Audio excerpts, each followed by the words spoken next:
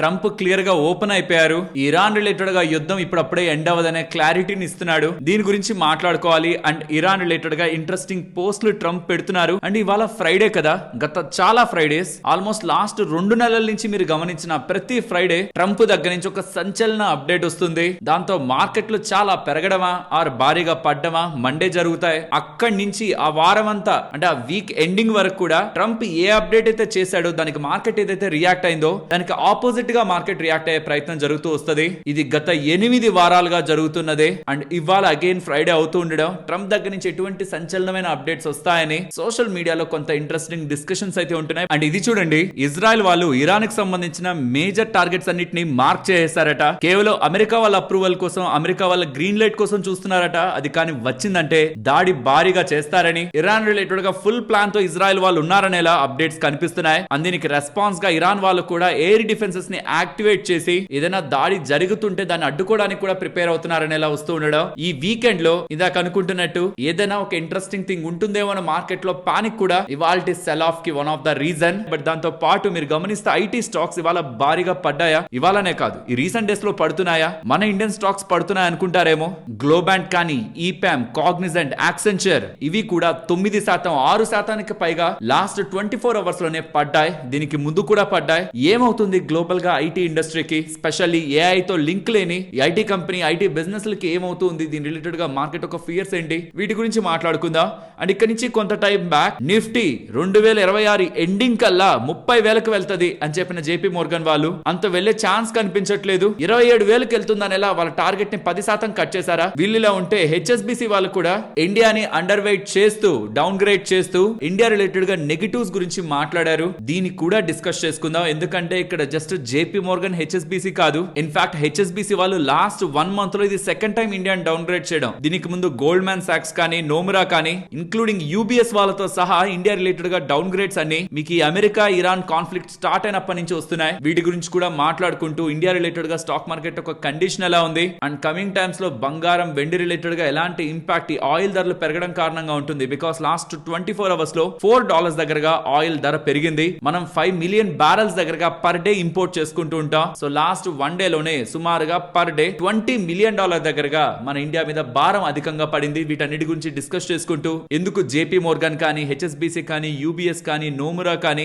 ఇండియాని down grade చేస్తున్న factors ఏంటి, వీటిని నిజంగా మనం భయపడేలా చూడాలా, మార్కెట్ రిలేటెడ్ ఒక మేజర్ కన్సర్న్ లా చూడాలా లేదా, వీటిని మాట్లాడుకుంటూ ఇవాళ సంచలనంగా 8,800 కోట్ల దగ్గరగా ఎఫ్ఐఎస్ ఒక సెల్లింగ్ ఉంది. అండ్ రూపీ చూస్తే $94.20 దాటింది. ఇవి కూడా మార్కెట్ ని ఎలా ఇన్ఫ్లుయెన్స్ చేస్తాయన్న డేటాని మాట్లాడుకుంటూ, పర్టికులర్ గా బంగారం రిలేటెడ్ గా ఎలాంటి ఇన్ఫ్లుయెన్స్ ఉంటుందో మాట్లాడుకుంటూ, ఫర్దర్ ఇండియా రిలేటెడ్ గా అండ్ గ్లోబల్ గా ఉంటున్న ఇంపార్టెంట్ డేటాని డిస్కస్ చేసుకుని వాళ్ళ మన మార్కెట్ అనాలిసిస్ ని ఎండ్ చేద్దాం. Hello friends, welcome to day trader Telugu. Good evening. And వీడియోని స్టార్ట్ చేసే ముందు రేపు మార్నింగ్ మీకు ఒక ఇంపార్టెంట్ వీడియో, అండ్ ఖచ్చితంగా ప్రతి ఒక్కరు ఆ పర్టికులర్ స్టాక్స్ గురించి తెలుసుకోవాల్సిందే.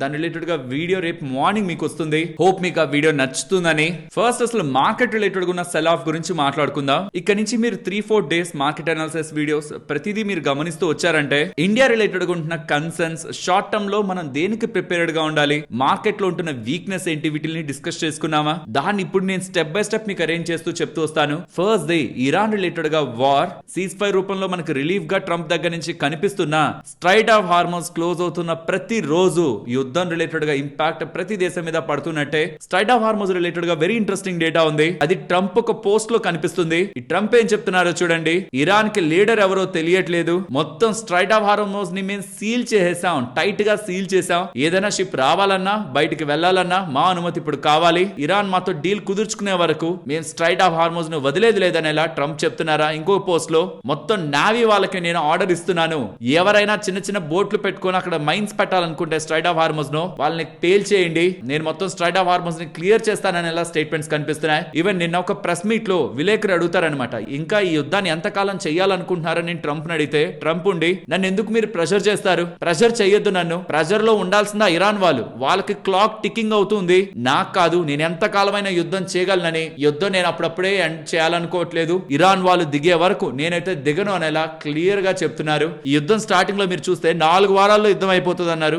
ఇన్ఫాక్ట్ ఒక పాయింట్ లో 3 రోజుల్లో యుద్ధం అయిపోతుందని చెప్తేనే నేను యుద్ధంలో దిగాననేలా ట్రంపే అన్నారు. 3 రోజులు కాదు, 4 వారాలు కాదు, ఇది 56వ రోజు. అంటే సుమారుగా 8 వారాలు అవుతుంది. ఈ సీజ్ ఫైర్ ఎక్స్టెండ్ అయిన తర్వాత నుంచి ఉంటున్న యాక్టివిటీని మీరు గమనిస్తే ఇరాన్ వాళ్ళేమో కొన్ని షిప్పుల్ని సీజ్ చేస్తున్నారు, యుఎస్ వాళ్ళేమో కొన్ని షిప్పుల్ని, ఇరాన్ కి సంబంధించిన కొన్ని షిప్పుల్ని సీజ్ చేస్తున్నారు. వీళ్ళు అనుకున్నది ఎవరైనా వినకపోతే అక్కడ షిప్స్ రూపంలో ఎవరైనా వీళ్ళ రిలేటెడ్ గా ఆజ్ఞల్ని పాటించకపోతే వాళ్ళ మీద దాడి చేస్తున్నారు. మొత్తానికి అక్కడి నుంచి షిప్పుల్ని అయితే కదలనివ్వట్లేదు. ఇన్ఫాక్ట్ ఇరాన్ కి సంబంధించిన కొంతమంది నేతలు కూడా పాకిస్తాన్ వెళ్తున్నట్టు డిస్కషన్స్ ఉంటాయేమో అనే ఊహాగానాలు అయితే మార్కెట్ లో ఉన్నాయి, కానీ దీని రిలేటెడ్ గా కాంక్రీట్ అప్డేట్ అయితే మనకి రావట్లేదు. ఇది మార్కెట్ రిలేటెడ్ గా ఉంటున్న మేజర్ కన్సర్న్. అసలు ఎప్పుడు ఆ స్ట్రైట్ ఆఫ్ హార్మోస్ ఓపెన్ అవుతుంది అని. ఇది ఫస్ట్ డే, ఇది చాలా డేస్ పాటు కంటిన్యూ అవుతున్నది. రెండవది, దాని కారణంగా క్రూడ్ ఆయిల్ పెరుగుతూ ఉండడం. రీసెంట్ వీడియోస్ లో రిపీటెడ్ గా చెప్తున్నాను, మనం 5 మిలియన్ బ్యారెల్స్ ప్రతిరోజు ఇంపోర్ట్ చేసుకుంటాం. ఒక్కొక్క బ్యారెల్ లో ఒక్కొక్క డాలర్ పెరిగిన $5 మిలియన్ మన మీద భారం పడుతుంది. నేను రీసెంట్ టైమ్స్ లో లాస్ట్ ఫైనాన్షియల్ ఇయర్ మొత్తం కూడా యావరేజ్ గా $47 మనం ఎక్కువ కడుతున్నాం. ఏప్రిల్ 1 నుంచి ఇప్పటి వరకు చూస్తే అది $53 కి వెళ్ళింది. అంటే స్లోగా మన ఇండియన్ క్రూడ్ బాస్కెట్ కంటే కూడా మనం కట్టాల్సిన డాలర్స్ రూపంలో డబ్బులు పెరిగిపోతూ ఉండడం కారణంగా ఇండియన్ ఆర్థిక వ్యవస్థ పైన అది ఇంపాక్ట్ ని చూపిస్తుంది. సో ఈ ఆయిల్ ధర పెరగడం మన ఇండియన్ మార్కెట్ కి మంచిది కాదు. అండ్ ఈవెన్ మీరు ప్రతి డౌన్ గ్రేడ్ ని చూసిన ఎవ్రీ డౌన్ గ్రేడ్ మీకు ఒకటే చెప్తుంది, క్రూడ్ ఆయిల్ పెరగడం కారణంగా ఇండియన్ కంపెనీస్ ఒక ఎర్నింగ్స్ ఇంపాక్ట్ అవుతాయని. కాబట్టి ఈ ఇష్యూ స్టార్ట్ అయినప్పుడే యుఎస్ఏ, ఇరాన్, ఈ ఇజ్రాయెల్ రిలేటెడ్ గా ఎంటర్ కాన్ఫ్లిక్ట్ స్టార్ట్ అయ్యి క్రూడ్ ఆయిల్ పెరుగుతున్నప్పుడే మీకు కమింగ్ టైమ్స్ లో డౌన్ గ్రేడ్స్ వస్తాయి. ఇండియన్ జీడిపి రిలేటెడ్ గా, ఇండియన్ కంపెనీస్ ఒక ఎర్నింగ్స్ ఫోర్కాస్ట్ రిలేటెడ్ గా డౌన్ గ్రేడ్స్ వస్తాయని ఈ టేబుల్ ని చూపించి ఆయిల్ ఎంత పెరిగితే మన ఇన్ఫ్లేషన్, మన జీడిపి ఎంత ఇంపాక్ట్ అవుతుంది అన్నది మీకు ఎక్స్ప్లెయిన్ చేశాను. దీనికి తోడు మన ఇండియా పరంగా అయితే IT companies recent numbers disappointing గా ఉండడం కాదు, ఏ కారణంగా ఇంపాక్ట్ ఉంటుందనేలా స్టేట్మెంట్స్ కూడా మనకి కనిపిస్తూ ఉన్నాయి. దీన్ని అలా పక్కనుంచండి. చెప్పాను కదా రీసెంట్ టైమ్స్ లో ఊహాగానాలు ఉంటున్నాయి. మెటా వాళ్ళు 10% ఆఫ్ దేర్ వర్క్ ఫోర్స్ ని కట్ చేస్తారనేలా. దీని రిలేటెడ్ గా మళ్ళీ కథనాలు మార్కెట్ లోకి అప్డేట్ అయ్యాయి. ఏఐని యూజ్ చేసుకొని, ఆర్టిఫిషియల్ ఇంటెలిజెన్స్ ని యూజ్ చేసుకొని ఎఫిషియన్సీని పెంచుకొని 8,000 ఎంప్లాయీస్ ని మెటా వాళ్ళు తీసేబోతున్నారనేలా. ఓన్లీ మెటా నుంచే కాదు, మైక్రోసాఫ్ట్ వాళ్ళు కూడా ఫోర్స్ఫుల్ గా వాలంటరీ రిటైర్మెంట్ ని థౌసండ్స్ ఆఫ్ ఎంప్లాయీస్ కి యూఎస్ లో ఇస్తున్నారనేలా. అండ్ ఇది కేపీఎంజీ వాళ్ళు ఉన్నారు, వాళ్ళు యూఎస్ కి సంబంధించిన 10% ఆఫ్ ఆడిట్ పార్ట్నర్షిప్ ని కట్ చేసుకుంటున్నారని, లీస్ట్ ప్రొడక్టివ్ పార్ట్నర్స్ అందరినీ కూడా ఎర్లీగా రిటైర్ అవ్వమని ఫోర్స్ చేస్తున్నారనేలా కేపీఎంజీ దగ్గర నుంచి. అండ్ నైక్ వాళ్ళు కూడా ఆల్మోస్ట్ 1400 వర్కర్స్ ని, 2% ఆఫ్ దర్ వర్క్ ఫోర్స్ ని గ్లోబల్ ఆపరేషన్స్ నుంచి తీస్తున్నారనేలా. ఇవన్నీ కూడా లాస్ట్ 24 అవర్స్ లో వచ్చిన అప్డేట్స్. ఎప్పుడెప్పుడో వచ్చినా కూడా కాదు, ఇవన్నీ వస్తూ ఉండడం. ఎక్కడో ఏఐ రిలేటెడ్ గా ఇంటిగ్రేషన్ స్ట్రాంగ్ గా వెళ్తూ ఉంది. సో దట్ ఈ ఐటీ కంపెనీస్ ఎర్నింగ్స్ తగ్గుతాయని ఇండియన్ కంపెనీస్ కాసేపు పక్కన పెడదాం. EPAM, Globant, Cognizant, Accenture last 24 hours లో 6 నుంచి 9% దగ్గరగా, 10% దగ్గరగా పడ్డాయి. మొదటిసారి ఏం కాదు, రీసెంట్ టైమ్స్ లో మళ్ళీ పడ్డాయి. అండ్ ఇవాళ మీరు గమనిస్తే ఐటీ ఇండెక్స్ రీసెంట్ టైమ్స్ లో బాగా పడి కొంత రికవర్ అయినట్టు అయిందా, మళ్ళీ అక్కడ లో లెవెల్స్ కి అయితే వస్తుంది. సో ఈ నెంబర్స్ లో కొంత రిలీఫ్ ని మార్కెట్ ఎక్స్పెక్ట్ చేసింది, కానీ ఆ రిలీఫ్ ని ఇంక్లూడింగ్ ఇన్ఫోసిస్ తో సహా ప్రొవైడ్ చేయలేకపోయాయి. అండ్ గ్లోబల్ గా ఉంటున్న ఏఐ రిలేటెడ్ గా అడ్వాన్స్మెంట్స్, టైం టు టైం వస్తున్న అప్డేట్స్, ఆంథ్రోపిక్ వాళ్ళు రీసెంట్ గా మైథాస్ ఒక వెర్షన్ ని లాంచ్ చేస్తుండడం కూడా ఏఐ రిలేటెడ్ గా ఫియర్స్ ఐటీ ఇండస్ట్రీని ఇంపాక్ట్ చేస్తుండడమే ఐటీ స్టాక్స్ లో ఉంటున్న ఫాల్ కి ప్రధానమైన కారణం. వాళ్ళ దగ్గర చాలా పెద్ద మొత్తంలో క్యాష్ లెవెల్స్ ఉన్నాయి వాళ్ళ బ్యాలెన్స్ షీట్ లో. దాన్ని యూజ్ చేసి ప్రొడక్టివ్ వేలో డిప్లాయ్మెంట్ చేస్తే మన ఐటీ కంపెనీస్ ఒక ట్రెండ్ కూడా మారుతుంది ప్రాబబ్లీ. దాని రిలేటెడ్ గానే రీసెంట్ టైమ్స్ లో కొన్ని అనౌన్స్మెంట్స్ ఐటీ కంపెనీస్ దగ్గర నుంచి వస్తున్నాయి, కానీ అవి ఇండివిజువల్ గా కాదు, ఏఐ కంపెనీస్ తో పార్ట్నర్ అవుతున్నట్లు వస్తున్నాయి. బట్ ఎనీవే ఏఐ రిలేటెడ్ గా ఇంపాక్ట్ ఐటీ కంపెనీస్ మీద లాస్ట్ ఫ్యూ డేస్ నుంచి పడుతుండడం, ఇది కూడా దేర్ బై మన ఓవరాల్ స్టాక్ మార్కెట్ రిలేటెడ్ గా ఫాల్ ని లాస్ట్ ఫ్యూ డేస్ లో యాక్సలరేట్ చేసింది.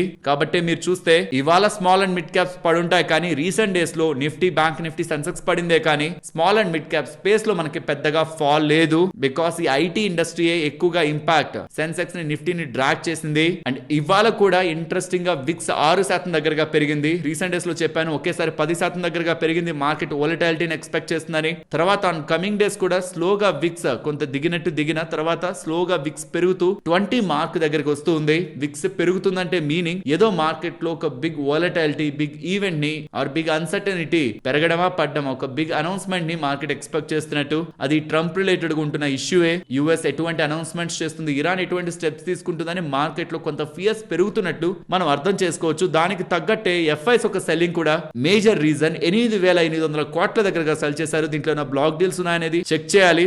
యాజ్ ఆఫ్ నో నేను రికార్డ్ చేసినప్పుడు డేటా వచ్చింది, అది మీకు ప్రెజెంట్ చేస్తున్నాను. ఇదైనా ఇంపార్టెంట్ డేటా ఉన్నా అది నెక్స్ట్ వీడియోలో మాట్లాడుకున్నాం. 8,800 crores, డిఐఎస్ 4,700 crores దగ్గరగా బై కూడా చేశారు. But still major cell of market లో ఉంది ఫ్రమ్ ఎఫ్ఐఎస్. సో దీని అంతటిని సమ్ అప్ చేస్తే ఈ స్ట్రైట్ ఆఫ్ హార్మోస్ రిలేటెడ్ గా గా ఎప్పుడు ఓపెన్ అవుతుందని తెలియని అన్సర్టనిటీ, దేర్ బై పెరుగుతున్న క్రూడ్ ఆయిల్ ధరలు, ఐటీ రిలేటెడ్ గా వస్తున్న సెల్ ఆఫ్ అండ్ ఎఫ్ఐఎస్ చేస్తున్న సెల్లింగ్, ఇవన్నీ కలిపి రూపీని కొంత డౌన్ చేస్తుండడం, అంటే రూపీని బాగా డిప్రిషియేట్ చేస్తూ 94 అబౌవ్ తీసుకువెళ్తుండడం, ఇవన్నీ కంబైన్డ్ గా మార్కెట్ రిలేటెడ్ గా నెగిటివ్ గా ఉంటున్నవి. కానీ ఇక్కడ మీరు చూస్తే బంగారం ఇంటర్నేషనల్ గా కొంత వీక్ గా ఉన్నా ఇవాళ ఇండియన్ మార్కెట్ లో పెద్దగా పడలేదు. బికాస్ రూపీ రీసెంట్ టైమ్స్ లో వీక్ అవుతూ కొంత కుషన్ అయితే మనకి గోల్డ్ రిలేటెడ్ గా ప్రొవైడ్ చేస్తుంది, సిల్వర్ రిలేటెడ్ గా ప్రొవైడ్ చేస్తుంది. కానీ ఇంటర్నేషనల్ గా ఉండే గోల్డ్ ధర మాత్రం ఆయిల్ భారీగా పెరుగుతుంది అనుకోండి, ఈ ఈక్విటీ రిలేటెడ్ గా అదర్ అసెట్ క్లాసెస్ రిలేటెడ్ గా మార్జిన్ కాల్స్ ఆర్ హెవీగా అక్కడ డిస్ట్రాయ్ అవుతూ ఉంటే, ఈక్విటీ అసెట్ క్లాసెస్ డిస్ట్రాయ్ అవుతుంటే గోల్డ్ రిలేటెడ్ గా కూడా టెంపరీగా సెల్లింగ్ ప్రెషర్ ఉండే అవకాశం ఉంటుంది.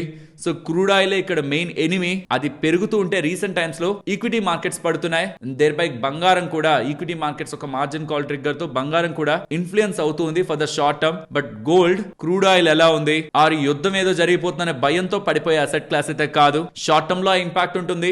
దేర్ బై దాని తర్వాత ఈ మార్జిన్ కాల్స్, ఈ గొడవంతా పోయిన తర్వాత ఇన్ఫ్లేషన్ అండ్ సెంట్రల్ బ్యాంక్స్ తీసుకుంటున్న యాక్టివిటీతో స్లోగా అది మూవ్ అవుతూ వెళ్తుంది. కాబట్టి షార్ట్ టర్మ్ లో బంగారం రిలేటెడ్ గా ఉన్న వోల్టాలిటీని ఇన్వెస్టర్స్ కంగారు పడాల్సిన అవసరం లేదు. బట్ ఈక్విటీ మార్కెట్స్ రిలేటెడ్ గా ఇన్వెస్ట్మెంట్స్ చేస్తున్నప్పుడు మాత్రం మీకు ఏవైతే డౌన్ గ్రేడ్స్ వస్తుంటాయో గుర్తుంచుకోండి, ఈ డౌన్ గ్రేడ్స్ క్రూడ్ ఆయిల్ ధర ఎప్పుడైతే పడుతుందో వెంటనే మారుతాయి. కాబట్టి క్రూడ్ ఆయిల్ ధర ఎప్పుడైతే పెరిగిందో ఈ డౌన్ గ్రేడ్స్ ని మనం ఎక్స్పెక్ట్ చేయొచ్చని మీకు డేటాని షేర్ చేశాను. సో డౌన్ గ్రేడ్స్ వస్తాయి. క్రూడ్ ఆయిల్ ధర నిజంగానే పెరిగిపోతూ వెళ్ళింది అనుకోండి, మార్కెట్స్ రిలేటెడ్ గా ఇన్ఫ్లుయెన్స్ ఎలాగో నెగిటివ్ గానే ఉంటుంది. కానీ ఇది ఈ లెవెల్స్ లో క్రూడ్ ఆయిల్ ఇదే లెవెల్స్ లో సస్టైన్ అయ్యే అవకాశం లేదు. అలా అని ఎప్పుడు తగ్గుతుందో చెప్పండి అంటే కూడా అక్కడ ఇరాన్ వాళ్ళు తగ్గాలా, యుఎస్ వాళ్ళు తగ్గాలా, ఎవరు ఎందుకు తగ్గాలన్న దాంట్లో లాజిక్ ఎవరికి అర్థం కావట్లేదు. ప్రపంచ వ్యాప్తంగా చైనా, రష్యా, ఇరాన్ రిలేటెడ్ గా బ్యాకప్ చేయకపోతే డెఫినెట్లీ ఈ వార్ ఇంత దూరం వచ్చేది కాదు. అండ్ ఈవెన్ ట్రంప్ వాళ్ళ ప్రజలకు కూడా చెప్తున్నారనమాట, గ్యాస్ ధరలు కొద్ది రోజులు ఎక్కువగానే ఉంటాయి, పట్టించుకోకండి, ప్రిపేర్డ్ గా ఉండండి అని ఎలా చెప్తున్నారు. సో దాని అర్థం ఇప్పుడు అలా మనం ఏమీ ఆపేది లేదు, ఈ ధరలు ఇలా కొంతకాలం ఉంటాయి, కంగారు పడద్దని ఇలా ప్రజలకు కూడా హామీ ఇచ్చే ప్రయత్నం చేస్తున్నారంటే ప్రాబబ్లీ ఇంకొంత టైం పాటు ఇది కంటిన్యూ అవుతుందని ఒక క్వశ్చన్స్ వస్తున్నాయి. అదే మార్కెట్ కూడా ప్రాబబ్లీ ఫ్యాక్టర్ కూడా చేస్తుండొచ్చు. డౌన్ గ్రేడ్స్ కారణం కూడా అదే అవుతుండొచ్చు. ఎంత త్వరగా ఈ యుద్ధం ఎండ్ అయిపోతుందనే దాన్ని బట్టే క్రూడ్ ఆయిల్ రిలేటెడ్ గా కూడా అంత త్వరగా మళ్ళీ ప్రైజులు వెనక్కి వెళ్తాయి. నేను మీకు ఇక నుంచి కొద్ది వీడియోస్ బ్యాకే చెప్పాను, ఈ రోజుకి యుద్ధం ఆపేసిన $70 బిలోకి క్రూడ్ ఆయిల్ వెళ్ళడం కష్టం. 2026 కాదు, 2027లో ఫస్ట్ హాఫ్ లో కూడా వెళ్ళడం కష్టం. ఇంకొక నెల కానీ కంటిన్యూ అయిందంటే దీని ఒక ఇంపాక్ట్ ఇంకా సివియర్ గానే ఉంటుంది. సో మనకు అర్థమవుతున్నది ఒకటే, క్రూడ్ ఆయిల్ పెరుగుతూ ఉంటే మార్కెట్లు పడతాయి. అలానే మనం ఇప్పుడు బయటకు వచ్చేద్దామంటే ఓవర్ నైట్ లో ఏదైనా పాజిటివ్ అప్డేట్ చేసి యుద్ధం ఆపేస్తున్నా అనగానే మార్కెట్ సర్లే పెరిగితే పెరిగింది, క్రూడ్ ఆయిల్ 2027లో అయినా ఎండ్ అవుతుంది కదా అని దాన్ని ఫ్యాక్టర్ చేసి పెరిగింది అనుకోండి, అన్నెసరీగా మార్కెట్ ని టైమింగ్ చేసిన వాళ్ళగా మార్కెట్ లోంచి బయటకు వచ్చి రిగ్రెట్ అవ్వాల్సి ఉంటుంది. కాబట్టి షార్ట్ టర్మ్ లో మార్కెట్ లో వోలటాలిటీ ఉంటుంది because of crude oil and its impact on earnings and thereby selling. FIIs ఒక సెల్లింగ్ ఇంటెన్సిఫై అవడం, రూపీ వీక్ అవడం, ఆ రూపీ వీక్ అవడం ఫర్దర్ గా ఎఫ్ఐఎస్ ఒక సెల్లింగ్ ని ఇంటెన్సిఫై చేయడం. ఈ సైకిల్ లో మార్కెట్ అక్కడ క్రూడ్ ఆయిల్ ధరలు పెరుగుతున్నంత వరకు రిపీట్ అవుతూ ఉంటుంది. But at any point entire issue sort out అవుతుందని మార్కెట్ కి క్లారిటీ ఉంటే చాలు, ఫర్దర్ లెగ్ ఆఫ్ ర్యాలీని మనం మార్కెట్ లో చూస్తాం. సో ఇవేవి మన కంట్రోల్లో లేనివి కాబట్టి రీసెంట్ టైమ్స్ లో చెప్పిందే పడే అవకాశం ఉంది.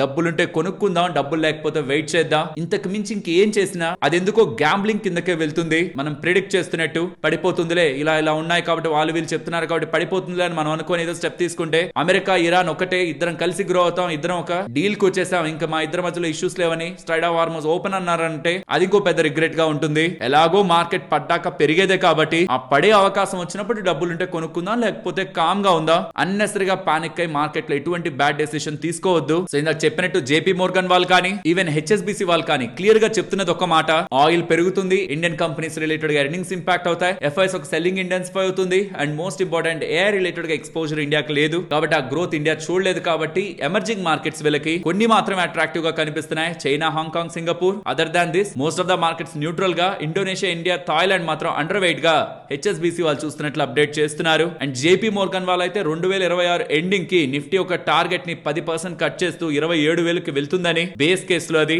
బేర్ కేసులో మాత్రం ఇంట్రెస్టింగ్ గా 24,000 టార్గెట్ ని కాస్త 20,500 కట్ చేశారు.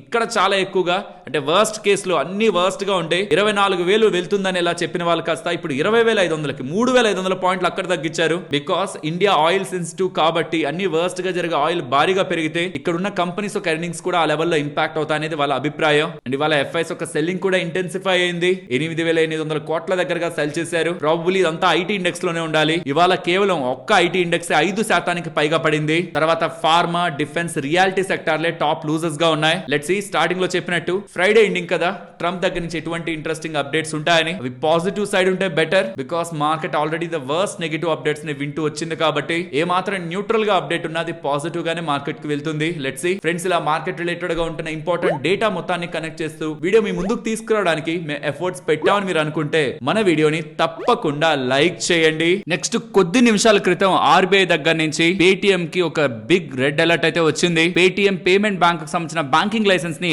ఆర్బీఐ వాళ్ళు క్యాన్సిల్ చేస్తున్నట్లయితే చెప్పారు. ఇది ఏప్రిల్ 24, 2026 అంటే ఇవాల్టి నుంచే వర్తిస్తుందని, బ్యాంకింగ్ లైసెన్స్ నార్మ్స్ ని పేటిఎం ఫాలో అవ్వలేదని, దీని రిలేటెడ్ గా హైకోర్టులో కూడా ఆర్బీఐ వాళ్ళు అప్లై చేయబోతున్నట్లు అప్డేట్స్ కనిపిస్తున్నాయి. జరుగుతున్న బిజినెస్ డిపాజిటర్స్ కి హార్మ్ చేసే మేనర్ లో ఉందని, బికాస్ ఆఫ్ ఆర్బీఐ నార్మ్స్ ని వీళ్ళు ప్రాపర్ గా ఫాలో అవ్వనందుకే వీళ్ళు ఈ డెసిషన్ తీసుకుంటున్నట్లు అప్డేట్స్ వస్తూ ఉండడం ఇది పేటిఎం పేమెంట్ బ్యాంక్ ఒక బిజినెస్ ని ఇంపాక్ట్ చేస్తుంది. అండ్ మోస్ట్ ఇంపార్టెంట్ గా పేటిఎం ఒక స్టాక్ ధర మండే మనకి ఇన్ఫ్లుయెన్స్ అవుతుంది.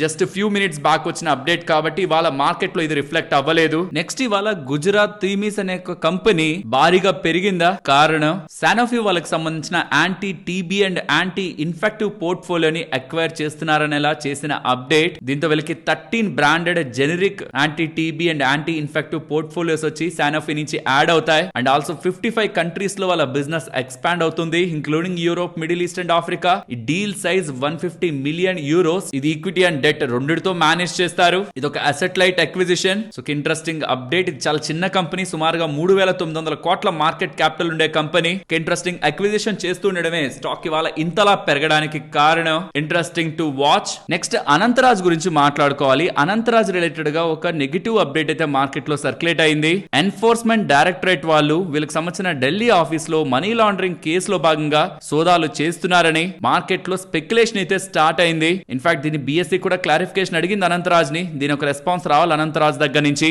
సో ఇలా మనీ లాండరింగ్ రిలేటెడ్ గా సోదాలు జరుగుతున్నాయనేసరికి స్టాక్ ఎక్కువగా పడడం మనం చూసాం. నెక్స్ట్ ఐడిబిఐ బ్యాంక్ ఇవాళ పెరగడానికి కారణం నిర్మలా సీతారామన్ గారు డిజిన్వెస్ట్మెంట్ కంటిన్యూ అవుతుందనేలా చేసిన అప్డేట్. గతంలో డిజిన్వెస్ట్మెంట్ ఆగుతుందేమో అనే మార్కెట్ లో కన్సర్న్స్ వ్యక్తమయ్యాయి కదా, బిడ్స్ ని క్యాన్సిల్ చేస్తూ ఈ ప్రాసెస్ ని ఆపుతున్నారనేలా. కానీ ఫర్దర్ గా నిర్మలా సీతారామన్ గారు డిజిన్వెస్ట్మెంట్ కంటిన్యూ అవుతుందని పాజిటివ్ గా అప్డేట్స్ చేస్తూ ఉండడం స్టాక్ పెరగడానికి కారణం. Next HCC Hindustan construction company వీళ్ళకి 2917 crore విలువ చేసే ఆర్డర్ సిఐడిసిఓ వాళ్ళ దగ్గర నుంచి, city and industrial development corporation of Maharashtra limited వాళ్ళ దగ్గర నుంచి లభించిందని. ఇది రా వాటర్ టనల్ 22 కిలోమీటర్ రా వాటర్ టనల్ ని కన్స్ట్రక్ట్ చేయడం కోసం, also 250 MLD water treatment plant కూడా రాయగఢ్ లో కన్స్ట్రక్ట్ చేయడం కోసం వీళ్ళకి ఆర్డర్ లభించినట్టు. ఇది జాయింట్ వెంచర్ కి లభించిందని. ఈ 2,900 కోట్లు వీళ్ళకే వెళ్ళదు. ఈ ప్రాజెక్ట్ లో సుమారుగా 1,100 కోట్లు విలువ చేసే ప్రాజెక్ట్ వీళ్ళకి వెళ్తుందనేలా అప్డేట్ చేశారు. నెక్స్ట్ ఇంత ఫాల్ లో కూడా ఎఫ్ఐఎస్ 10 స్టాక్ లో వాళ్ళ వాటాని పెంచుకున్నారు. దట్టు కొంత ఎక్కువగానే 2% పైగా పెంచుకున్నారని. వేంటని చూస్తే ఫస్ట్ లో విశాల్ మెగా మార్ట్ కనిపిస్తుంది. ఎఫ్ఐఎస్ యొక్క హోల్డింగ్స్ 6.5% నుంచి 22% కి జంప్ అయిందని. నెక్స్ట్ హోమ్ ఫస్ట్ ఫైనాన్స్ 4.9% నుంచి 45.2% కి ఇది అక్విజిషన్ రిలేటెడ్ గా రైజ్ అయిన stake. Next Max Financial Services, తర్వాత Apollo Tubes, UPL, Acutaas Chemicals, Great Eastern Shipping Company, IEX, Tata Elxsi further గా పేర్లుగా మనకు కనిపిస్తూ ఉంటాయి. సో ఎంటైర్ మార్కెట్ ఫాల్ లో ఈ పర్టికులర్ కంపెనీస్ లో ఎఫ్ఐఎస్ వాళ్ళ వాటాని కొంత పెంచుకున్నారు. ఇప్పుడు నేను మీతో షేర్ చేసిన డేటా మీకు వాల్యుబుల్ గానే అనిపించిందా? అనిపిస్తే మన వీడియోని తప్పకుండా లైక్ చేయండి. నెక్స్ట్ ఇవాళ వార్ ఎనర్జీస్ కానీ, విక్రమ్ సోలార్ కానీ, ఈవెన్ ప్రీమియర్ ఎనర్జీస్ కానీ సెల్లింగ్ ప్రెషర్ లోకి వెళ్ళాయా? దీనికి కారణం మన దగ్గర నుంచి అండ్ ఇతర దేశాలైన ఇండోనేషియా దగ్గర నుంచి సోలార్ ప్యానల్స్ ఎక్కువగా అమెరికాకు వెళ్లి అక్కడున్న కంపెనీల యొక్క లాభాలని దెబ్బతీస్తున్నాయని. కాబట్టి వాటి పైన యాంటీ డంపింగ్ డ్యూటీ విధించాలి, వాటి మీద టారిఫ్లు వేయాలనేలా అక్కడి కంపెనీలు అమెరికా ప్రభుత్వాన్ని అడిగాయి. అండ్ దీని రిలేటెడ్ గా విచారణ జరుపుతున్న అమెరికా ప్రభుత్వం సుమారుగా 123% దగ్గరగా ట్యాక్స్ ని వేయబోతుందనేలా ఇండియా పైన, ఇండోనేషియా పైన అయితే 35%, లావోస్ పైన అయితే 22% దగ్గరగా ట్యాక్స్ పడుతుందనేలా అప్డేట్స్ వస్తూ ఉండడం. ఇక్కడ కూడా ఇండియా పైన తనకు ఎక్కువ ప్రేమ. సుమారుగా 123%, ఇండోనేషియా 35%, లావోస్ 22%. ఈ 3 దేశాల నుంచే అమెరికాకు వెళ్లే మొత్తం సోలార్ ఇంపోర్ట్స్ లో 2/3 ఆఫ్ ద ఇంపోర్ట్స్ ఉంటాయన్నమాట. అందులో ప్రధానంగా Waaree Energies and Vikram Solar కే ఎక్కువ ఎక్స్పోజర్ ఉంటుంది యుఎస్ రిలేటెడ్ గా. అండ్ ఈవెన్ FY27 నాటికి 4.2 గిగావాట్ కెపాసిటీని కూడా ఎక్స్పెక్ట్ చేసినట్టు వారే వాళ్ళు గతంలోనే అప్డేట్ చేశారు. ఓవర్సీస్ రెవెన్యూ వారే వాళ్ళకి ఆల్మోస్ట్ 33% ఉంటుంది. ఆర్డర్ బుక్ కూడా రోబోస్ట్ గా 100 గిగావాట్ దగ్గరగా ఉంటుంది. సో గుడ్ బిజినెస్ వారే వాళ్ళకి యుఎస్ నుంచి వస్తుంది. బట్ వారే వాళ్ళ ఒక ప్లాన్స్ ఎక్స్పాన్షన్ అమెరికాలో కూడా జరుగుతుంది కాబట్టి ప్రాబబ్లీ కొంత ఇంపాక్ట్ తక్కువ ఉండొచ్చు. బట్ ఓవరాల్ ఈ ట్యాక్స్ వేయడం అయితే దట్ 123% ట్యాక్స్ బిజినెస్ ని హర్ట్ చేస్తుంది, specially Waaree energies and Vikram solar. Next Cyient వాళ్ళు బైబ్యాక్ అయితే అప్రూవ్ చేశారు 1125 రూపీస్ పర్ షేర్ లెక్కన. సో 720 crore పెట్టి బైబ్యాక్ ని అప్రూవ్ చేస్తున్నట్లు సైంట్ వాళ్ళు అప్డేట్ చేశారు. కేడీ గ్రీన్ ఎనర్జీ సబ్సిడరీకి 31 crore 50 lakhs విలువ చేసే పోల్స్ సప్లై ఆర్డర్ లభించిందని from BSNL. Next 1 to 4 months లో ఇది డెలివర్ చేస్తారని ఇలా అప్డేట్ చేశారు. ఇన్ఫోసిస్ వాళ్ళు ఉన్నారా, వాళ్ళు ఓపెన్ ఏఐ తో పార్ట్నర్ అయి ఎంటర్ప్రైజ్ ఒక ఏఐ అడాప్షన్ ని పెంచుకోబోతున్నారని, ఓపెన్ ఏఐ తో పార్ట్నర్ అవ్వబోతున్నట్లు ఇన్ఫోసిస్ వాళ్ళు అప్డేట్ చేస్తున్నారు. ఐకేఎస్ వాళ్ళు ఉన్నారా, వాళ్ళు యుఎస్ కి సంబంధించిన రూరల్ హెల్త్ స్పేస్ లో ఎక్స్పాండ్ అవడం కోసం ట్రూ బ్రిడ్జ్ అనే కంపెనీని అక్వైర్ చేస్తున్నట్టు $26.25 పర్ షేర్ పెట్టి క్యాష్ లో భాగంగా ఈ ట్రూ బ్రిడ్జ్ ని కొంటున్నారని, నెక్స్ట్ క్వార్టర్ లోపు ఎంటైర్ అక్విజిషన్ ని కంప్లీట్ చేసి యుఎస్ కి సంబంధించిన రూరల్ హెల్త్ కేర్ స్పేస్ లో స్ట్రాంగ్ గా గ్రో అవుతారని అప్డేట్ చేస్తున్నారు. జే కుమార్ ఇన్ఫ్రా వాళ్ళు ఉన్నారా, వాళ్ళకి 2487 crores విలువ చేసే ముంబై ఇన్ఫ్రా కాంట్రాక్ట్ లభించిందని, 2 నుంచి 4 సంవత్సరాల టైం పీరియడ్ లో ఇది కంప్లీట్ చేసుకుంటారని, ఇది metro connectivity bridges and elevated road works related గా లభించిన ఆర్డర్ అని జే కుమార్ ఇన్ఫ్రా వాళ్ళు చెప్తున్నారు. నెక్స్ట్ హిందుస్థాన్ జింక్ వాళ్ళ నెంబర్స్ వచ్చాయి. Quarter on quarter and year on year లో స్ట్రాంగ్ గా వాళ్ళ revenue, margins and profitability grow అయింది. ఈవెన్ ఇండస్ఇండ్ బ్యాంక్ నెంబర్స్ వచ్చాయి. అబో ఎస్టిమేట్స్ నెంబర్స్ ఉన్నాయి. నెట్ ఇంట్రెస్ట్ ఇన్కమ్ 43% గ్రో అయింది. లాస్ నుంచి ప్రాఫిట్ కి మూవ్ అయ్యారు. క్వార్టర్ ఆన్ క్వార్టర్ కంపారిజన్ లో వీళ్ళ అసెట్ క్వాలిటీ కూడా ఇంప్రూవ్ అయింది. Decent set of numbers. Atul limited వాళ్ళ నెంబర్స్ గుడ్ మార్జిన్ ఎక్స్పాన్షన్ తో ప్రాఫిటబిలిటీ ఇంప్రూవ్ అవుతుంది. రెవెన్యూ కూడా quarter on quarter and year on year comparison లో గ్రో అయింది. Overall good numbers. సరే మరి నేను ఉండనా, మరొక ఇంట్రెస్టింగ్ వీడియోతో మళ్ళీ మీ ముందుకు వస్తాను. అంతవరకు టేక్ కేర్. జై హింద్.